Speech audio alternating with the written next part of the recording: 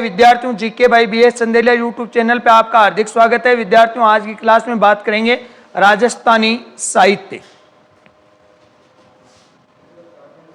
Topic का नाम है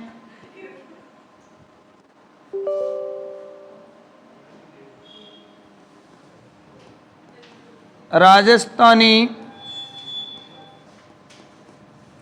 साहित्य और राजस्थानी साहित्य से संबंधित महत्वपूर्ण शब्दावली की बात करेंगे।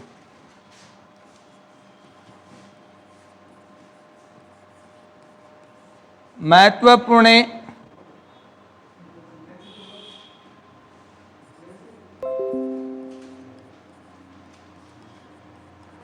शब्दावलियां। महत्वपूर्ण शब्दावलियों में विद्यार्थियों में बात करेंगे। सबसे पहले राजस्व साहित्य की। कौन कौन से साहित्य है शब्दावलियों में? एक आएगा राजस्व साहित्य, एक आएगा ख्यात साहित्य, इसके अलावा वेली साहित्य, प्रकाश साहित्य और इसके अलावा वचनिका साहित्य। वचनिका साहित्य और एक आएगा विद्यार्थियों बात साहित्य और एक आएगा मर्सिया साहित्य। एक आएगा बात साहित्य और एक आएगा विद्यार्थियों मर्सिया साहित्य। मर्सिया साहित्य।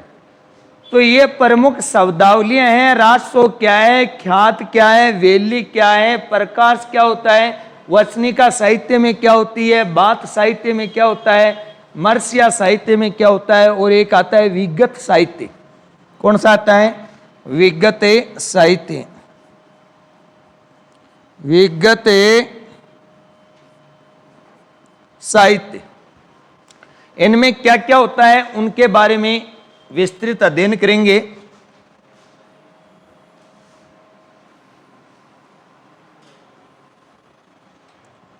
राजस्व साहित्य, ख्यात साहित्य, वेली साहित्य, प्रकाश साहित्य, वचनिका साहित्य, बात साहित्य, मर्सिया और विगत। सबसे पहले बात करेंगे राजस्व साहित्य। देखो विद्यार्थियों, राजस्व का मतलब होता है किसी राजा या शासक के युद्ध, विजय एवं उपलब्धियों का वर्णन जिस ग्रंथ में होता है वो क्या कहलाता है? राजस्व साहित्य कहलाता है। राजस्व साहित्य में छंद का प्रयोग भी किया जाता है और एक राजस्व साहित्य हमेशा पद्यात्मक ही होता है। क्या होता है? पद्यात्मक ही होता है, दोहों के रूप में ही होता है। इसके अलावा राजस्व साहित्य डिंगल एवं पिंगल दोनों में लिखा जाता है, दोनों शैलियों में लिखा जाता है। अब आपसे पूछे डिंगल क्या होता है? मारवाड़ी का साहित्यिक रूप है डिंगल कहलाता है और राजस्थानी मिश्रित ब्रज भाषा को कहते हैं पिंगल साहित्य। सर्वाधिक डिंगल साहित्य की रचना चारण कवियों ने की है, जबकि सर्वाधिक पिंगल साहित्य की जो रचनाएं हैं वो की है भाट कवियों ने। किसने की है? भाट कवियों ने की। राजस्व साहित्य, इसके अगर अपन अर्थ की बात करें तो अर्थ क्या आएगा? किसी राजा ओब्लिक शासक के युद्ध, विजय,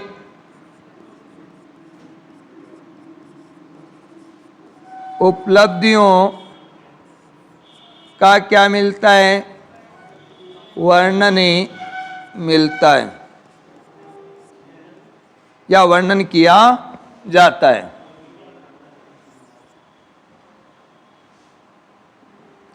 वर्णन किया जाता है।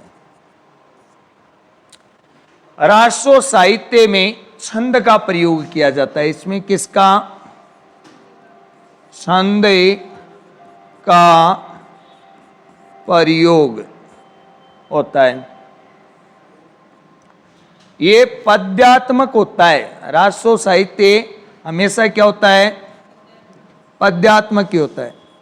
यह है पद्यात्मक होता है।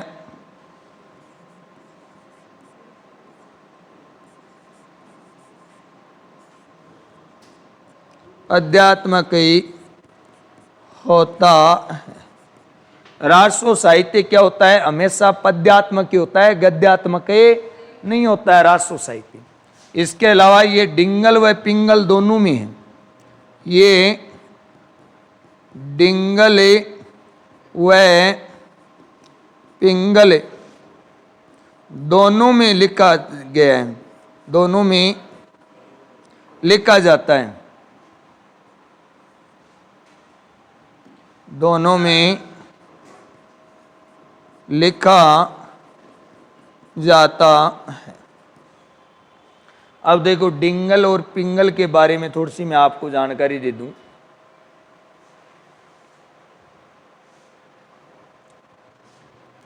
अगर अपन बात करना चाहे तो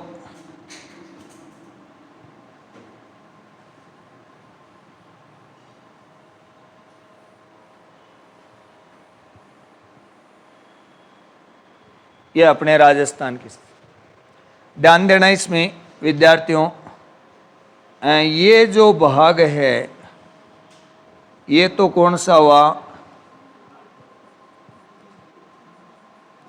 पश्चिम। और ये जो भाग है ये होगा पूर्वी राजस्थान और ये पश्चिमी राजस्थान। पूर्वी पश्चिमी राजस्थान में जितनी भी रचनाएं हुई है, इसमें पश्चिमी राजस्थान में जितनी भी रचनाएं हुई है लगभग 99% डिंगल भाषा में हुई है। कौन सी भाषा में हुई है? डिंगल भाषा में। तो पश्चिमी राजस्थान में जो रचनाएं कौन सी भाषा में हुई है? डिंगल साहित्य है। यहाँ क्या है? डिंगल साहित्य। जबकि पूर्वी राजस्थान में लगभग जो भी रचनाएं हुई है वो ये पिंगल साहित्य में, पिंगल साहित्य में। अब आपको ये पता चल जाए कि ये कवि पश्चिमी राजस्थान का है या पूर्वी राजस्थान का है रचनाओं से, तो आपको पता चल जाएगा कि ये ग्रंथ डिंगल में है या पिंगल में है। ओके, डिंगल की बात हो गई, पिंगल की बात हो गई। अब डिंगल पश्चिमी राजस्थान में मारवाड़ी बोली जाती है। क्या बोली जाती है? मारवाड़ी। और मारवाड़ी को इस साहित्य के रूप में लिख दिया, वही क्या कहलाती है? डिंगल कहलाती है। तो डिंगल किसे कहते हैं? मारवाड़ी का साहित्य के रूप क्या कहलाता है? डिंगल साहित्य कहलाता है। पता चला ना? अब हाँ, ये बना लो वैसे। अब आ गई पिंगल की बात। किसकी बात हो रही है? पिंगल की। अब पिंगल में क्या है विद्यार्थियों? इधर यूपी का क्षेत्र लगता है, आपको पता है, और यूपी के कुछ क्षेत्रों में ब्रज भाषा बोली जाती है। राजस्थान के पूर्वी राजस्थान में कुछ क्षेत्रों में ब्रज भाषा बोली जाती है, और मारवाड़ी तो है ही है। तो इसमें अगर अपन बात करें तो एक तो राजस्थानी भाषा, तानी प्लस ब्रज भाषा, इन दोनों के मिश्रण को क्या कहते हैं? मिश्रित रूप को, मिश्रित रूप को क्या कहते हैं? पिंगल। क्या कहते हैं इसे? पिंगल कहते हैं। अब जैसे आपसे ढूंढाड़ पूछे, हाड़ोती पूछे, समझ गए, मेवात क्षेत्र पूछे, इसके अलावा जो राठ क्षेत्र है वो पूछे, इन क्षेत्रों में जो भी ग्रंथों की रचनाएं हुई है ना, वो पिंगल भाषा के ही क्या है? ग्रंथ है। समझ पाए मेरी बात? अब आप इतना याद रखना, मारवाड़ में जिन ग्रंथों की रचना हुई है ना, वो कौन से हैं? डिंगल। और इधर हाड़ोती ढूंढाड़ क्षेत्र में जिन ग्रंथों की रचना हुई है वो, मैं कह रहा हूं कठिन से कठिन क्वेश्चन इस आइडिया से आपका सही हो सकता है, वरना कितने के लेखकों के बारे में, कितने ग्रंथों के बारे में आप रटोगे। आइडिया होना चाहिए, ये लग गया।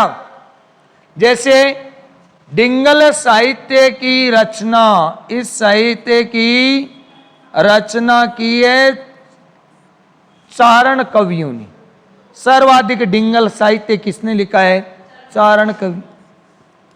चारण कवियों द्वारा रचित डिंगल। पिंगल भाट कवियों द्वारा रचित है। ये किसके द्वारा है? भाट कवियों द्वारा रचित है।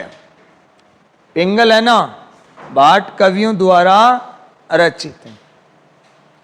अब मान लीजिए आपने कोई ग्रंथ का नाम पढ़ा और आपसे उससे पूछा गया कौन से साहित्य का है, और यदि आपको नाम पढ़कर ये लगे कि ये चारण कवि है, तो वो डिंगल ही होगा। और ये लगे नाम पढ़कर कि ये कोई भाट कवि है, भट्टर भाट ये नाम आता है लास्ट में जिन कवियों के, उनका साहित्य पिंगल में है पूरा। पिंगल साहित्य। यदि किसी कवि के नाम से ये लग जाए कि ये चारण है, तो उसका साहित्य डिंगल ही होगा, उसका ग्रंथ, जो कुछ भी ग्रंथ होगा उसका डिंगल ही होगा। मैं बार बार इसलिए कह रहा हूं कि ये क्वेश्चन है, टेक्निकल क्वेश्चन है, बहुत सरलता से गलत हो जाते हैं। अब कितने भाट कवियों के बारे में आप याद रखोगे, चारण कवियों के, तो ग्रंथ से पता चल जाएगा कि ये किसी चारण ग्रंथ का, चारण कवि का क्या है? ग्रंथ है, इसलिए डिंगले साहित्य। और भाट का हो तो पिंगले साहित्य। तो ये था विद्यार्थियों क्या? रासु। अब देखो इसके बारे में एक दो लाइन लिख लो। एक आएगा डिंगल और एक आएगा पिंगल।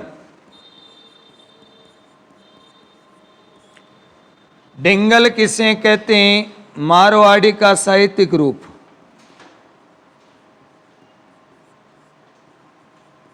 का साहित्य के रूप। मारवाड़ी का साहित्यिक रूप क्या कहलाता है? डिंगल। डिंगल साहित्य के सर्वाधिक रचना चारण कवियों ने की। चारण कवियों द्वारा रचित। चारण कवियों द्वारा रचित। पिंगल की बात करें तो राजस्थानी प्लस ब्रज भाषा का मिश्रण। राजस्थानी प्लस ब्रज भाषा, ये दोनों का मिश्रण क्या कहलाता है? पिंगल कहलाता है। पिंगल साहित्य लिखा भाट कवियों ने। किसने लिखा? भाट कवियों ने लिखा था।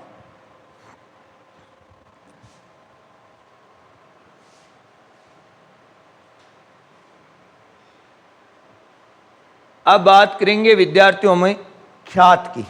ख्यात का वैसे अर्थ देखिए तो प्रसिद्धि होता है।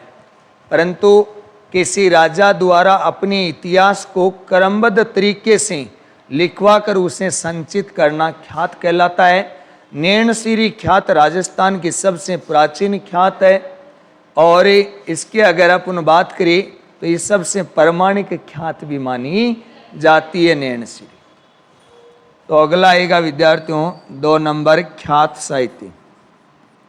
ख्यात साहित्य। अब ख्यात साहित्य की अगर अपन बात करना चाहिए क्या होता है, तो ख्यात का मतलब होता है प्रसिद्धि। क्या होता है? प्रसिद्धि। ख्यात का मतलब क्या होता है विद्यार्थियों? प्रसिद्धि।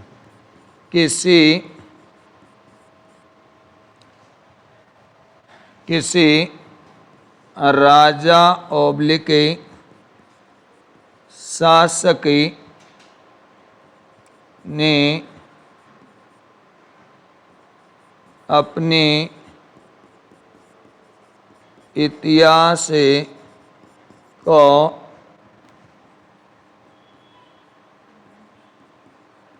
क्रमबद्ध लिखा करे संचित कर रखा है तो वह क्या कहलाएगी?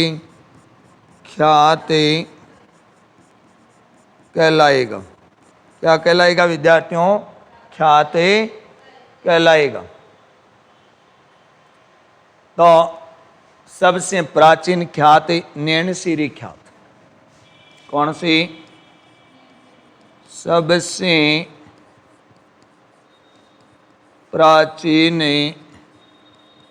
ख्यात वह नैणसी की ख्यात। सी की ख्यात। सबसे प्राचीन ख्यात किसकी है? नैणसी की ख्यात है। इसके बाद सबसे प्रमाणिक ख्यात भी कौन सी है? नैणसी की ख्यात। सबसे प्राचीन ख्यात, सबसे प्रमाणिक ख्यात। सबसे प्राचीन ख्यात और सबसे प्रमाणिक ख्यात किसकी है विद्यार्थियों? ये भी नैणसी की ख्याति है। सबसे प्राचीन ख्यात, सबसे प्रमाणिक ख्यात नैणसी की ख्यात है। अब बात करेंगे वेली की। किसकी बात करेंगे? वेली। वेली साहित्य। वेली साहित्य में क्या होता है? किसी सामाजिक एवं धार्मिक घटनाओं का वर्णन किया जाता है। वो कौन सा साहित्य है? वेली साहित्य। इसमें किसका? किसी सामाजिक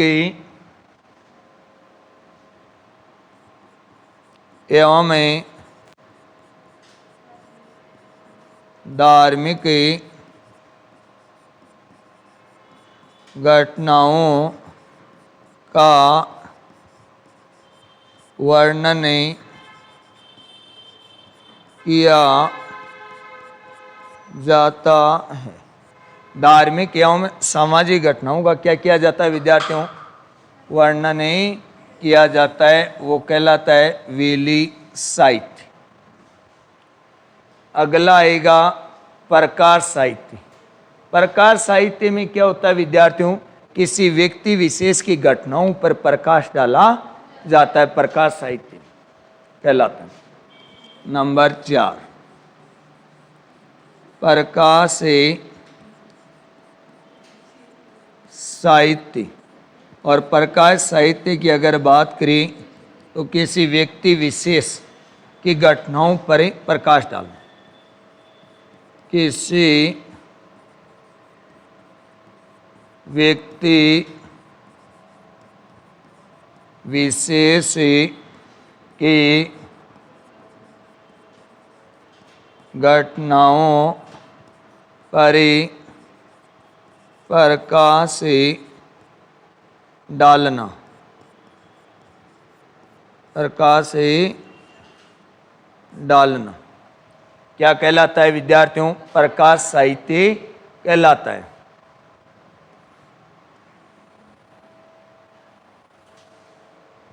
प्रकाश साहित्य कहलाता है। अब आता है विद्यार्थियों वचनिका। क्या आएगी? वचनिका।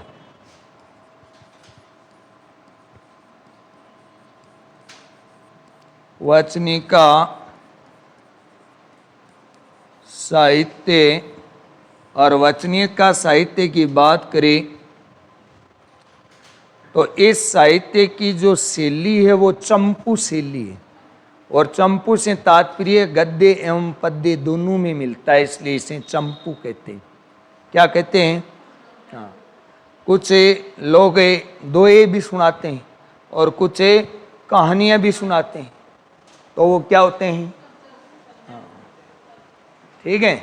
हाँ, कुछ लोग जैसे घर का काम भी करते हैं और पढ़ाई भी करते हैं, ठीक है, तो वो क्या होते हैं? हाँ, समझ गए? हाँ, नहीं, कभी नहीं।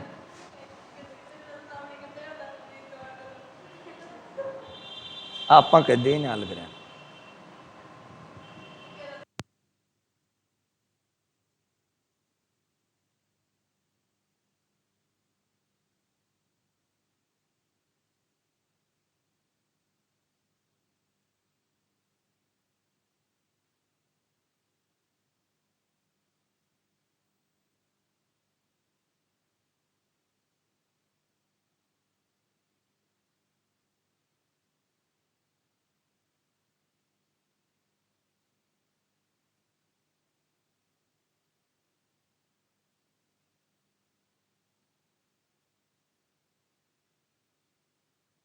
बच्चों ध्यान देना, वचनिका क्या होती है? ये चंपू शैली में लिखी जाती है। ये साहित्य किस में लिखा जाता है? चंपू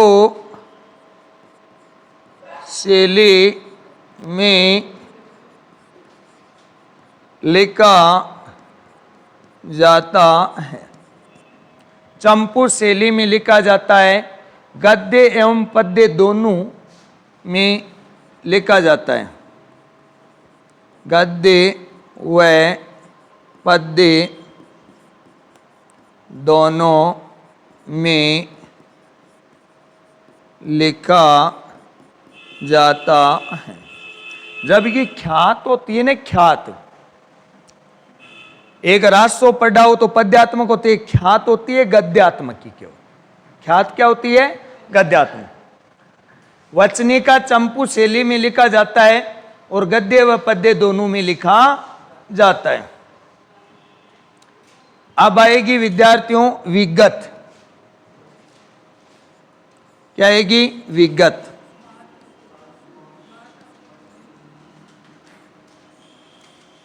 विगत की अगर अपन बात करें, मारवाड़ रा परगनारी विगत, ये पुस्तकें पढ़ते हैं ना, वो होती है विगत।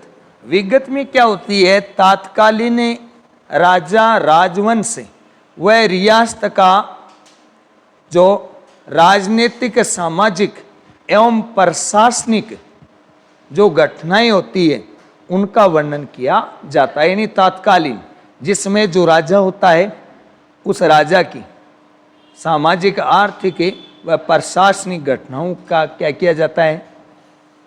वर्णन किया जाता है।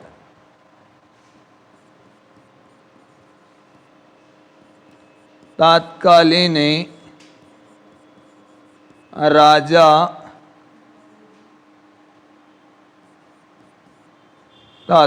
राजा राजवंश व रियासत का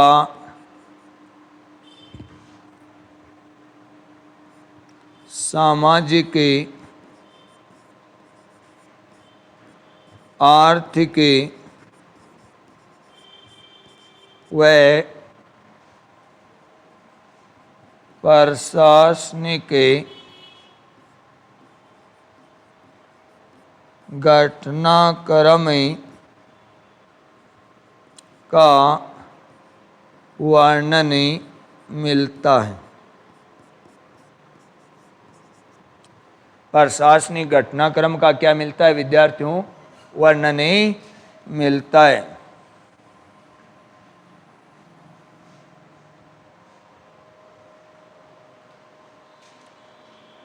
अगला आया है 7 नंबर आएगी बात। बात साहित्य। बात साहित्य।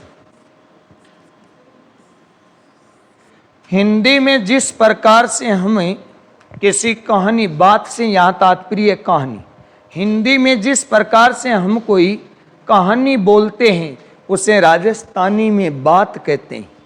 हिंदी में जिस प्रकार से हम कोई कहानी बोलते हैं उसे राजस्थानी में क्या कहते हैं? बात कहते हैं। बात होती है, बात कपोल, क्या होती है? कपोल कल्पना से प्रेरित होती है। किससे होती है? कपोल कल्पना से। हाँ, अपन कहें तोते गाल बजा रहे हैं, अपन खाने नहीं सुनाते हैं कि अपन को कोई, तो वो वास्तविक काल्पनिक की होती है, तो बात वो होती है। ठीक है, तो बात क्या है? हिंदी में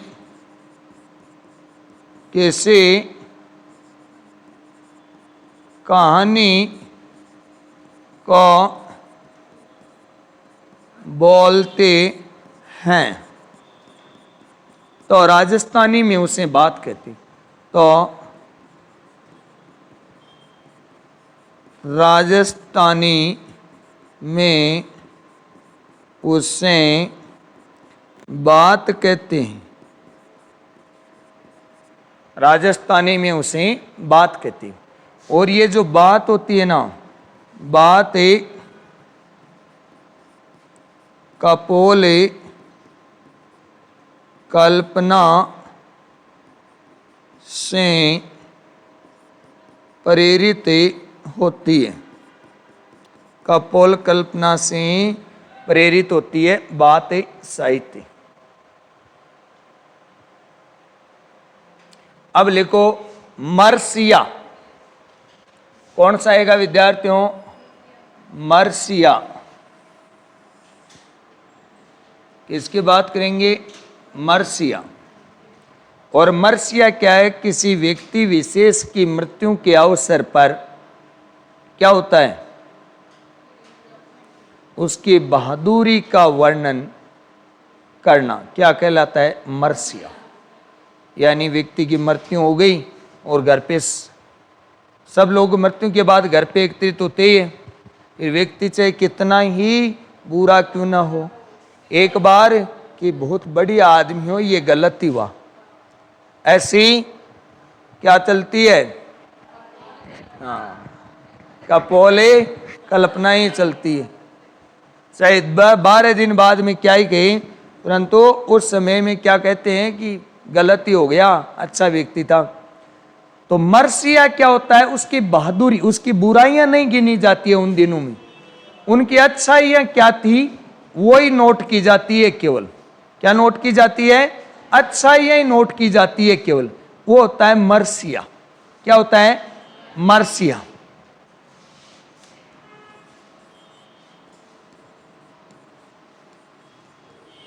मर्सिया। और मर्सिया क्या होता है? किसी व्यक्ति विशेष की मृत्यु के अवसर पर, लिखो, किसी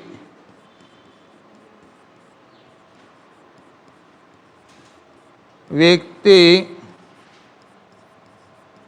विशेष की मृत्यु के अवसर पर उसके बहादुरी का वर्णन कर्ण क्या कहलाता है? मर्सिया कहलाता है।